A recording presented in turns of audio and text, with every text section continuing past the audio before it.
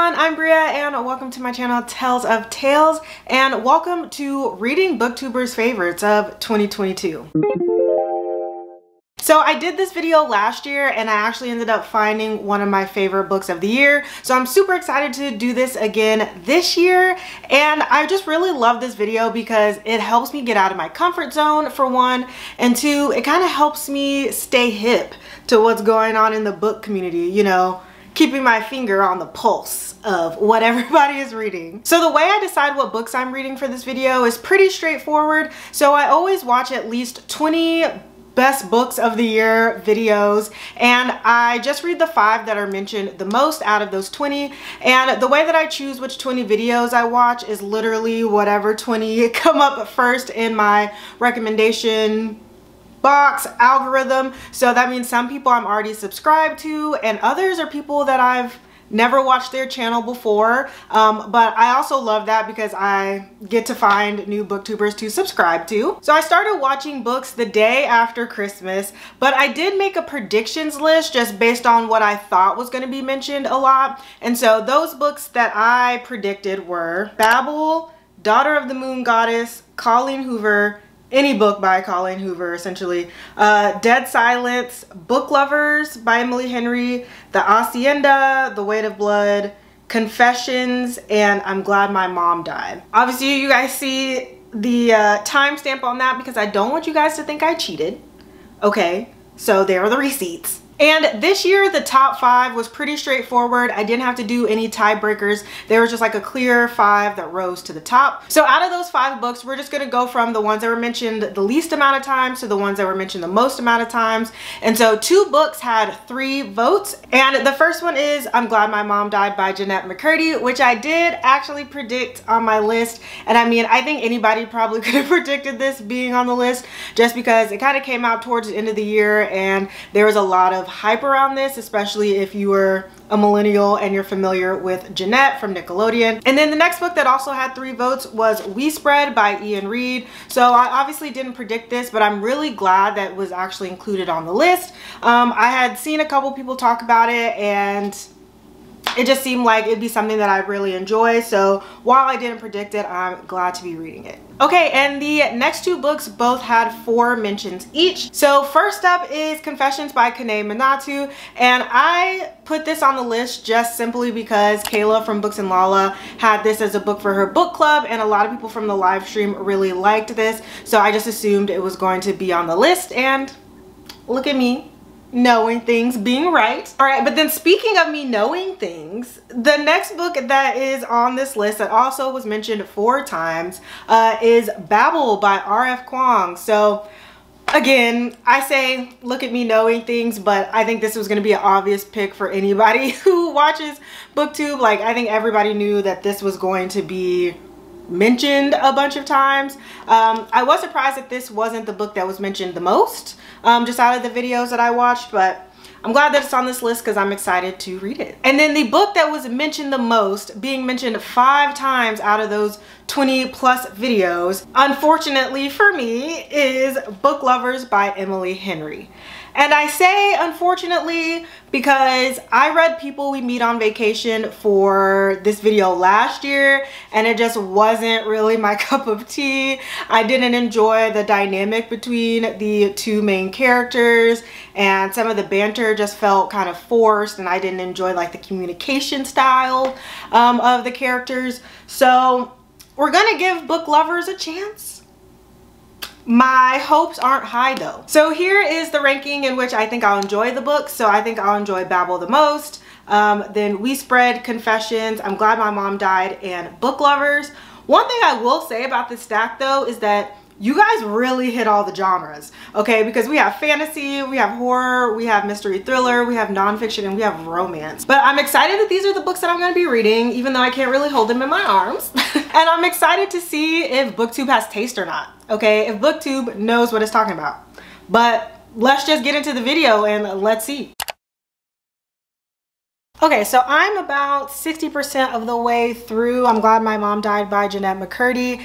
And even though I have the physical book, I did decide to pick it up via audio just because I feel like with most audiobooks, you just get a better experience hearing the author actually tell their story. And if you're maybe not like a 90s baby and you don't know who Jeanette McCurdy is, she was one of the co-stars of iCarly, and she also had her own show, both which were on Nickelodeon. And so this is really exploring her childhood, especially her relationship with her mom and how that really impacted her acting career. But a big thing that also kind of affects Jeanette's relationship with her mom is that her mom has cancer.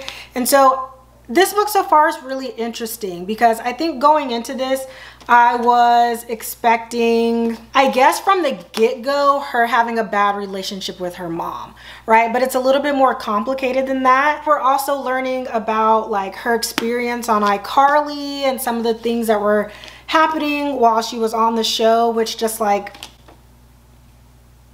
I just don't know if I can ever watch iCarly the same way ever again. Obviously, I'm still not done yet. And I feel like it's just going to continue to surprise me. And, you know, Jeanette does a really good job of bringing you into like her frame of mind. You know, we feel empathy not only for her, but I also still feel like some sense of empathy for her mom and like the rest of her family. I don't know, it's just a really special way that she's like telling this story. So I'm really excited to continue on reading it. And I have about an hour and a half left of the audiobook. And so I'm excited to finish that. Hopefully I'll finish that tonight.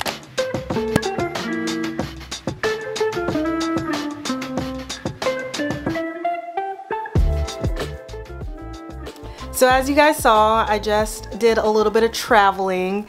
And when I tell you that I've already lived a full day and it's only 10:30, I had originally planned to take the bus to my destination. But I missed the bus this morning, so I ended up having to fly, and that was just a whole mess. But I made it to my destination, and I've made it on time because I have to be somewhere at a certain time. But you know, I'm glad I made it. I'm trying to get in a better positive mind frame because I was very flustered this morning. And you know, so if you're watching this and you're just having like a little bit of a day, you know, just remind yourself why you're blessed. Like even if it's something small, like what things in your life, you know, you're grateful for. I'm glad I'm feeling better now, and I'm glad I got to my destination. But I also wanted to update you guys on I'm Glad My Mom Died by Jeanette McCurdy, because I did finish that. And with a book like this, you don't want to say that you enjoyed it, because I don't think enjoy is the right word for a book like this, but it was really well done. I'll say that it was kind of hard to get through because I didn't realize like how much trauma was actually going to be detailed, as well as I've never read like a first-hand account of someone with an eating disorder, and so I wasn't aware that it was also going to be that detailed. But I'm glad that I read it because it was definitely eye-opening, and I definitely learned a lot. And Jeanette is an amazing storyteller, so I definitely understand why this book was in so many people's top 10 of the year, and I understand why she's getting all of the hype for this book right now. And I'm just happy that she, you know, had the courage to tell her story, because I know a lot of people are going to get something out of it. So I've decided this year that I'm not going to rate memoirs, because it just feels weird to like kind of like rank people's lives almost, but I still will put it in my ranking of like enjoyment of the books that I'm reading for this vlog. But on my little flight here, and when I was getting my nails done yesterday, I did start Babel, but I'm only about like 60 pages of the way through it, so I don't really have a big update for you guys. I am listening to it on audio partially, but I don't think I like the audio. So I'm going to try to read it physically when I can, and then just supplement with audio when I need to, just because it's such a chunky book. So I know I'm going to need the audio at some point. Oh, and I don't think I told you guys why I'm even at my destination, and that's because I'm here for a wedding. One of my really good friends from my childhood. We've been friends since we were like 4 years old. We grew up down the street from each other. She is getting married this weekend, so I'm in town for all of her wedding festivities, and I'm just like so excited to celebrate her, you know, and just relish in all the love that's going to be shared this weekend.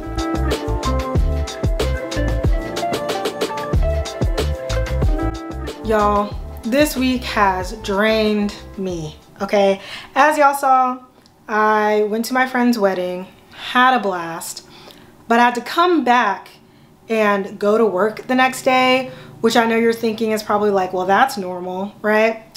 Not necessarily, because for the past 2.5 years, I have been working from home 100% of the time. You know, if you're not used to being that social all the time, or you're not used to driving to the office, doing that a few times a week when you weren't doing it at all before is tiring. On top of that, tomorrow I actually leave for Iceland.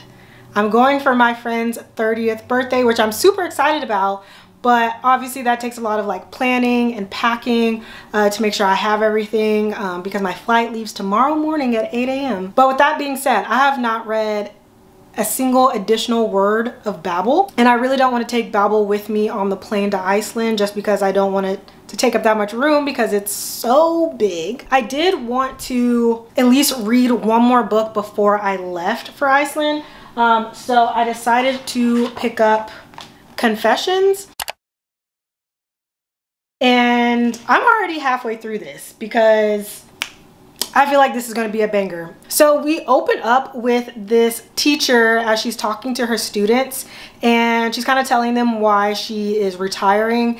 And apparently a couple of the students actually ended up killing her daughter, and she is talking to them about the situation even though it was ruled an accident. The twists and turns in this book, and it's only been halfway. Wow. Honestly, the way this book is written, there have already been so many unexpected connections, and I'm only 130 pages in. There was already kind of not like a twist, but something I didn't see coming within the first 50 pages. And so now I'm really interested to see what the big plot twist is going to be at the end, because I've already been shooken up already a few times. So I'm super into this book, and I know some of you guys are probably like, Brea, why don't you film some stuff in Iceland? I am, but that's gonna be a whole nother vlog, and it should already be up if you're watching this, so make sure you go check that out. I'm gonna be doing some reading in Iceland. But yeah, I'm gonna finish Confessions tonight, and I will try to update you guys before I head out into the sky tomorrow. Okay, so I did indeed finish Confessions before I went to Iceland. And you know, I said I thought this was gonna be a banger, and I was right. You know, there are so many shocking moments and revelations throughout this book. We get to follow multiple different characters, multiple perspectives, all kind of on like the same events.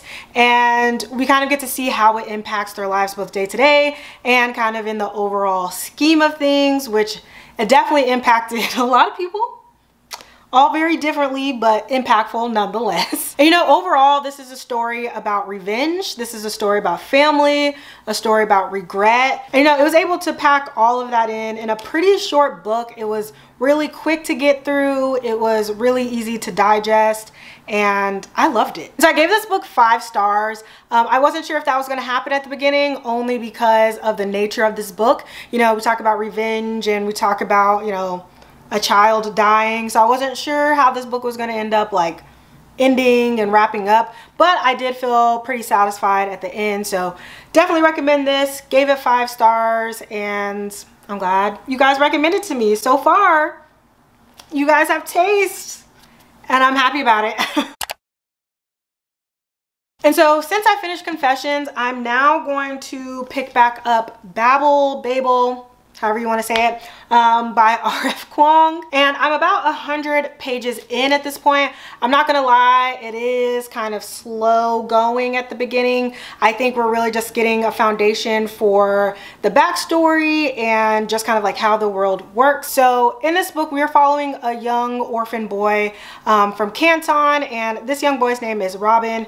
And we're following Robin as he is kind of taken in by this professor. And when this professor takes him in. He is then trained in a lot of different languages, and with that knowledge of all those languages, he then has the opportunity to go to Oxford University to kind of be a part of like their translation program. But not only is he just like kind of translating like books and stuff, he finds out that there's also like a magical element when it comes to translation, and that kind of has to do with silver. And in the art of silver working, you know, sometimes when you translate things, there is kind of like some lost meanings that happen because some translations aren't one-to-one, they're not direct translation. So the silver kind of takes the magic of some of those mistranslations, and it enables Britain, or the British, to become very powerful with this like silver working magic. So, you know, I don't know if I would say I'm necessarily enjoying it so far. I'm not enjoying it. Like I said, it's just moving a little slower than I thought, but I do, you know, want to see where the story leads. I really hate that you can see the top of my head. Okay, I need to get my hair redone, but anywho, I'm popping on here because I don't really have that much to update you on for Babel, because I haven't really read that much more since I last talked to you. But I'm popping on here because I don't know if the word to use is funny, ironic, I don't know. But I'm sitting here making dinner, and Kayla from Books and Lala just posted her reading Booktubers' favorite books video, which if you're familiar with Booktube, I feel like everybody looks forward to that video every year, and I'm no different. I've actually been featured in that video previously, and I want to say it was maybe 2 or 3 years ago, I really can't remember, and she hated the book that she picked from my list, which is like fair because I wouldn't have necessarily recommended her the one that she picked, but you know, I was like, oh, this is all in good fun, and I really appreciate her featuring me anyway, right? Especially being a very small booktuber. And so fast forward to this year, I posted my top 10 books of 2022 video fairly late. And so while I was kind of upset with myself doing that, I literally had the thought, well, at least Kayla isn't gonna have the opportunity to pick a book from my list and hate it again, right? Just kind of like in good fun. And what did I just see? Watching that video, she picked another book from my list that she did not like. I don't know, I just had to share that with you guys. I just really thought it was pretty funny because I really thought I was just gonna watch the video and get to judge everybody else's book taste. And then I see my picture on the thumbnail and I immediately am like, oh my gosh, I don't have a good feeling about this. I was hoping that she was gonna pick Dawn by Octavia Butler, but that's not what she picked. I just wanted to share that because I thought it was funny, and it just, that video just happened to come across my feed as I'm filming my own version of that video. But I do plan on reading a bunch tonight, just because there is like a freeze happening in Texas right now. So some of the plans I have for today got canceled because the weather is bad and the roads are icy, and people in Texas, we cannot drive in this type of weather. So I'm making some dinner right now, and I'm gonna be cuddling up with Babel because I'm very behind on my reading schedule for it. I'll show you guys what I'm making, and this is just a bake that I tend to make when I don't want to cook for like a week, and it's very tasty, also pretty healthy. So it's just Brussels sprouts, chicken sausage, what are these things called? Butternut squash, and then in the background of that is kind of like some bacon back there, and then you mix it with some coconut aminos as well as like some other like seasonings, coat that on there, put that on the plate, and then there's like a dipping sauce that goes with it. But let's finish cooking, let's eat, and then do some reading, and I'll update you guys shortly.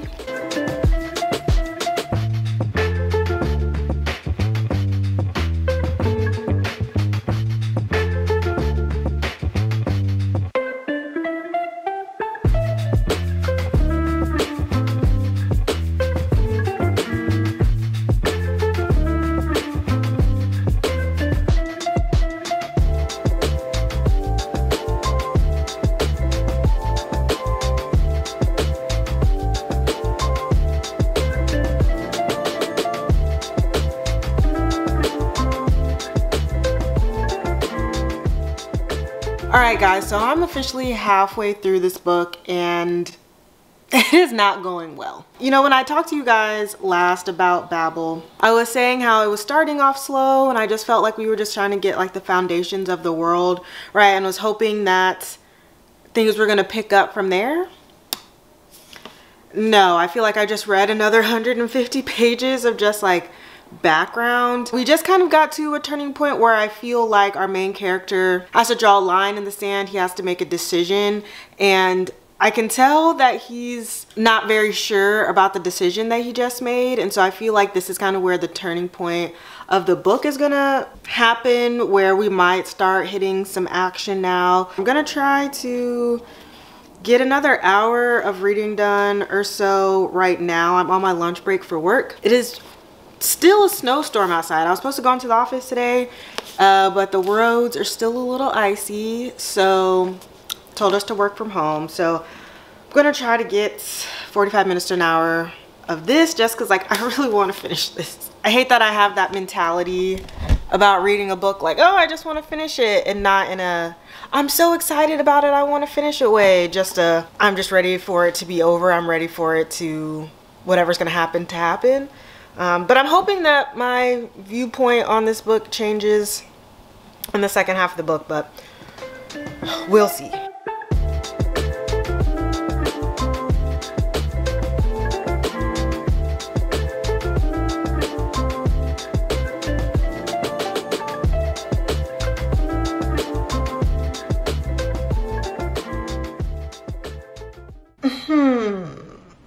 I'm scared. So I finished Babel, and I think a lot of my opinions and thoughts are going to be a little unpopular, but I'm sitting at my desk today because we're gonna talk business. You know, I feel like I had to really come with the hardcore reasons and receipts of why this book is getting the rating that it's getting. All right, so let's talk about the positives of this book first. So undeniably, this is a well-researched and very knowledgeable book, especially when it comes to the nuance of language and translation, especially as it deals with the colonization of the British Empire. It also really explores the nuance of friendship, especially when certain people in the friendship group are awarded certain privileges based on race, sex, nationality, and then kind of that by 10 because this book is set in the 1800s. And another thing I really liked too was that in the annotation, Rebecca actually goes into some of the research that she did, and she briefly talks about the connection between some prestigious universities and like the slave trade and colonialism. So I'm just gonna read that part really quick. She talks about a work that she read, and she said, I've encountered on intimate links between prestigious universities, the slave trade, racism, and settler colonialism. We do not have Harvard, Yale, Oxford, or Cambridge without blood, violence, and coercion. That's a bar, low-key. And another thing I really liked about this book was that it shows magic in a realistic form, right? And what I mean by that is how magic, if it was real, could be a part of our history, how it could be a part of like everyday society, what issues would arise from magic actually being interwoven into our everyday living, and how it actually be kind of dark. All right, and so now that I've buttered you up a little bit, let's talk about the things that bothered me. And so I think part of the reason that I did not love this book is not the book's fault. I think it's my fault, because I went into this thinking, okay, this is dark academia, right? And when I think dark academia, I think If We Are Villains, Ninth House, Legendborn. Those are things in my head that I'm like, okay, dark academia. This, on the other hand, I would say is dark-ish academia. Gray charcoal academia, if you will. Heavy on the academia, light on the dark. Okay, do you see where I'm going with this? It was really heavy on the school part, really heavy on the language and learning, not so much on like the magic and like the darkness behind the magic and like a lot of action going on. It wasn't that, okay? This book is for the intellectual girlies, okay?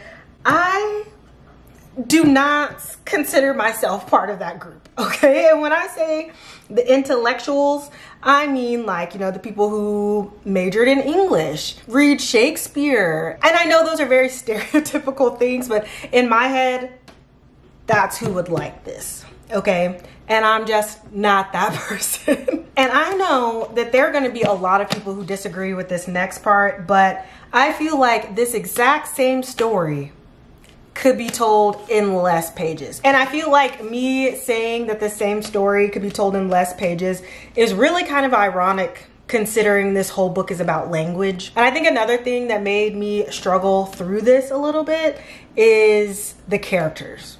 Okay, with a book like this, if there's not going to be like a lot of action and we're kind of focused on the academia of it all, I need to be connected to the characters. And I feel like this kind of had that syndrome where the main character was probably one of the least interesting characters. His background was interesting to me and his circumstances made him interesting to me. But overall, I felt like I didn't really know our main character. What's his name? Robin. I feel like I didn't really know Robin that much. I could not have predicted his actions in the book. And I'm not gonna lie, by the end of the book, I was a little thrown off by some of the decisions that he was making. And I found myself siding with some of the other characters. And I still didn't even find the side characters that interesting. I found them more interesting than Robin, but there were moments where there was supposed to be some emotion that was evoked from me and it didn't happen. And so honestly, I really struggled through this book, guys. Like I hate to call it boring, but that feels like the best description for me. That's where I was getting a little confused before I came on camera what I was gonna rate this book, because it feels blasphemous to rate this book anything under a 3. But I feel like anything over a 4 is not truthful to how I felt reading the book, right? So I think I'm gonna settle on a 3.5. And don't ask me if I'm gonna round up or down on Goodreads, okay? Okay, so I said what I need to say on that book and we're moving on. Now let's move to Respread by Ian Reid.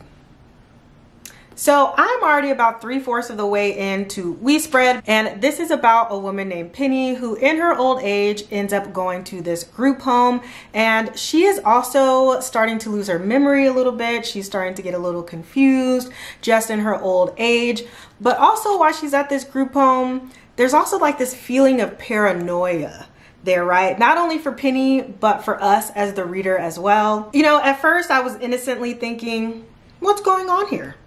And now I'm like, what's going on here? There is definitely like this unsettling feeling that's currently happening in the book. And I also didn't realize how short of a book this actually is. Like it's technically 285 pages, but the way that this is written, like I'll show you a page, like you see how some of this dialogue is so spaced out? Like there are full pages that are like that.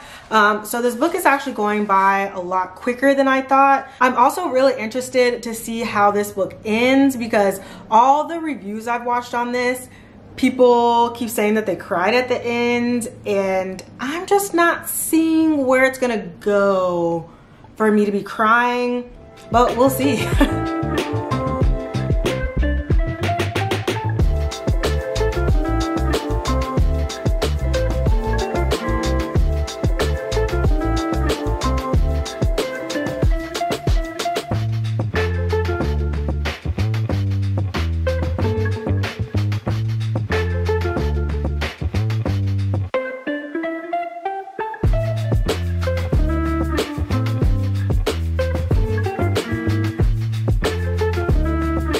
Okay, good morning. So I did actually end up finishing We Spread last night, and you know, there was some emotion dragged up. Oops. Whoopsies. There was some emotion there, right? But the main emotion for me was confusion, which I think was supposed to be part of the story. However, I do feel like some of that confusion could have been done a little differently. I felt unsatisfied at the end of the book, if I'm being honest. But speaking of satisfaction, I clearly have liked this Tatcha Dewy Skin Cream because there's like nothing left in here, but it's expensive, so I'm getting every little bit out of here that I can. I think I felt unsatisfied because I think there's a couple of ways that you can interpret the ending. The things I took away from it though are kind of like the thought process with people who have or going through the stages of dementia, as well as people who are caregivers for those people, and how ultimately those people are strangers, right? People who are caring for these elderly people, most of the time they're strangers and you don't really know their motives or why they're there. Yeah, but the way the book was written, I did really enjoy. There was some like twists and turns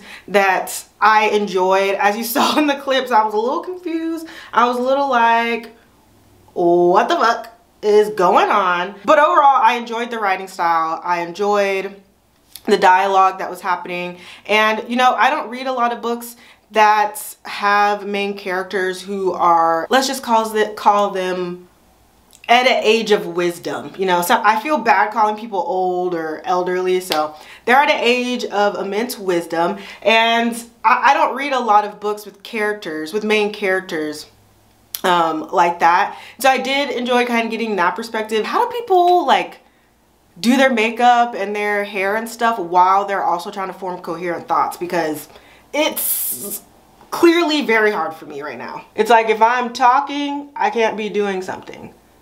Like this right here, I'm very proud of myself. Like this feels like a skill that should be put on a resume. I don't know what job I'd be applying for with that, but I'm proud nonetheless. But I am currently about to leave the house because I'm meeting my mom a couple of towns over for lunch. My birthday is actually next week, and she actually made some stuff for my birthday party. I'm going to Tulum, which you guys will see in another vlog. But my mom, she embroidered some towels for us and put our initials on some pajamas and stuff. And so she's kind of afraid to mail them. And we also just want to have lunch for my birthday. So we are meeting a few towns over.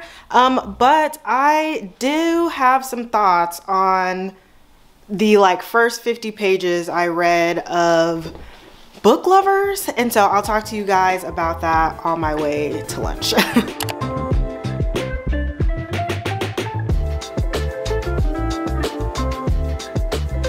Okay, so I made it to my destination, but I'm just waiting for my mom to get here. So let's talk a little bit about Book Lovers. But before I do that, I realized, you know, on this drive over, contemplating my life as one does on a road trip, I realized I didn't actually give you guys a rating for We Spread. And so I'm actually going to give it a 3.75 or a 4-star. I know I talked a lot about how I was confused, right? But I did really enjoy the writing. I enjoyed the story that it was trying to tell. The ending just obviously didn't land for me. So 3.75 is where I'm at with that. And then for Book Lovers, I'm only 50 pages in. And you know, you would think I wouldn't have a lot of opinions being only 50 pages in, but wrong. So obviously we're at the very beginning of the book, but we were quickly thrown into this like banter-ish relationship with our main character and her love interest. And I can't say it's insta love because obviously they're not in love. It's kind of like an enemies sort of thing, but it already feels kind of forced. Like we're not really getting background into the main character herself. It's just kind of like prologue. We're jumping right in there, and honestly the dialogue and the banner doesn't seem realistic. And while I understand that some romances aren't meant to be realistic, right? We're reading them to escape. We're reading them to be hopeless romantics, right? But considering that this relationship or this enemies type of relationship is in a professional setting, some of the things that are being said, I'm like, be for real. Be fucking for real. You would not say that to someone you don't know, and someone that you are trying to work with. So, you know, we'll see where it goes, but my hopes still aren't very high. Okay, so I might be eating my words a little bit on book lovers, okay? But I did realize in the last clip I didn't give you guys an actual synopsis before I just like went in hard on the book. So Book Lovers is an enemies to lovers romance. We are following this woman named Nora, who is this very straight-laced career woman. She is a book agent, and she has her enemy who is Charlie, and Charlie is this book editor. And at the beginning of the book we learn that they don't really like each other because he denies a book that she's trying to get published. But then we follow Nora and her sister's relationship, and they feel like they've been kind of disconnected recently, so they decide to spend a month in this small North Carolina town. While they're there, they have this list that they're supposed to be checking off, and lo and behold, who happens to be from that small town? That's right, Charlie. So we're following these characters as they're like getting to know each other, as well as Nora and her sister are trying to connect and, you know, try to figure out what's going on just between them. So I know in my original clip when I was just going in on the book, I was saying that I felt like the banner was unrealistic and how their first encounter was very unrealistic. And while I stand on that, 10 toes down, I stand on that, I will say that by the end I feel like this book became a little bit more realistic. I also enjoyed the fact that when the spicy scenes were coming up, that the point of like birth control and protection came up, and it didn't really distract from the book itself. So I did really enjoy that. I understand why people love Emily Henry's banter so much and like how she writes the characters. I definitely understand that. However, for me, I always feel like it's a little over the top. It's a little too on the nose for me. And while in this book it wasn't as bad as it was in People We Meet on Vacation, it still just wasn't my favorite thing. But this definitely did surprise me a bit, and I can understand why people are really enjoying this. And so I'm actually giving it a 3.75. I know, who is she? Will I still be running to pick up Emily Henry's books? Probably not, I'm gonna be honest with you.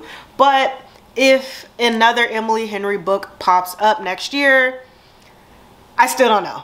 I don't know, we'll just have to see until next year if I decide to read another one. But surprisingly, I did enjoy this. So that's gonna bring us to our ending rankings. So if you remember, here's what I originally thought my rankings were going to be, and here is my final ranking. Listen guys, I'm just as surprised as you are, really, especially with these two right here. And it's funny because Book Lovers is in the 4th spot, but as I was making this stack, it could have easily been in the 3rd spot. I feel like We Spread and Book Lovers, I kind of enjoyed the same amount. And listen, that's why I love doing this video, because it just gets me out of my comfort zone and it always tends to surprise me. And you know, last year I found a favorite out of this video, and I think I might have found a favorite out of this one too. I'm glad I did it, and I would say the consensus is that I can trust Booktube still, and that you guys have some taste, okay? Is it my exact taste? Is it the perfect taste? No. But is it taste nonetheless? Yes. Alright, so if you made it to the end of this video, leave a white heart emoji so that I know that you are one of my favorites, and I will see you guys in the next one. Bye.